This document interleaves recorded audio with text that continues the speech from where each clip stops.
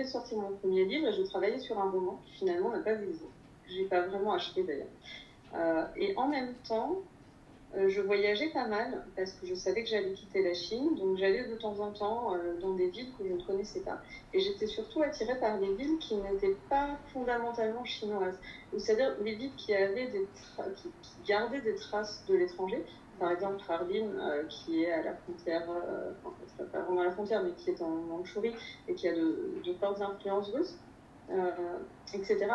Et donc, tout en travaillant à ce roman, j'avais envie de conserver par des petites nouvelles des villes que je visitais. Et finalement, dans ce recueil, les villes, les moments où se passe l'intrigue et les trajets que font les personnages ne sont pas inventés. En fait, tout est absolument exact. La seule chose qui n'est pas exacte dans le livre, c'est dans la nouvelle Chengdu. Il est question d'une université. Je n'avais pas vu à l'époque cette université et donc je l'ai inventée, mais en gros c'est un peu l'université de Suzhou.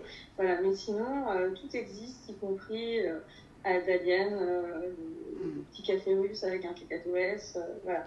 Tout ça existe. Les personnages par contre sont inventés, mais les lieux sont réels et les parcours faits par les personnages sont des parcours que j'ai fait moi-même.